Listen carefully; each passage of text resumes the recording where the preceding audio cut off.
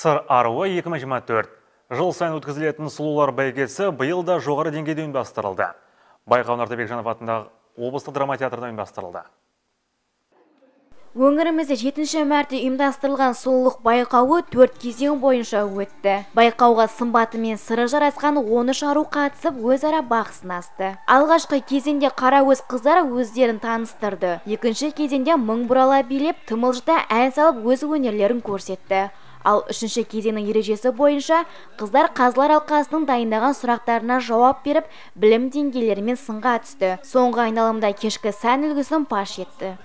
Биылғы байқаудың бір ерекшелігі отандық өнімді қолдау басты назарда болды. Қызылорда қаласының дизайнерлері мен кәсіпкерлері өз қол өнерімен туындыларын жиылған қауымға ұсынып, кеш соңында үздік дизайнер номинациясында табысталды. Тамаша аруымызға қошеметтеріңіз қатты болса, қадірлі айта.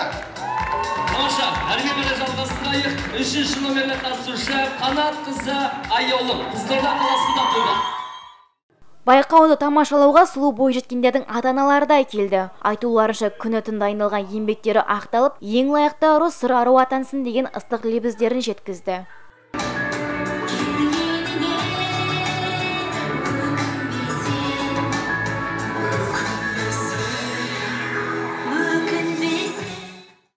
Сыр аруы 2024 байқауының жеңімпазы болып Ақкербес Ысқақ қызы атанды. Сайыс қорытындысы бойынша 500 мың теңге қаржылай сыйақы иеленді. Алдағы уақытта Ақкербес Ысқақ қызы Қазақ ару республикалық сайысына қатысатын болады. Аружан Серікбай, Нұрдәулет Шадымұрат, Қызылорда қоғамдық телеарнасы.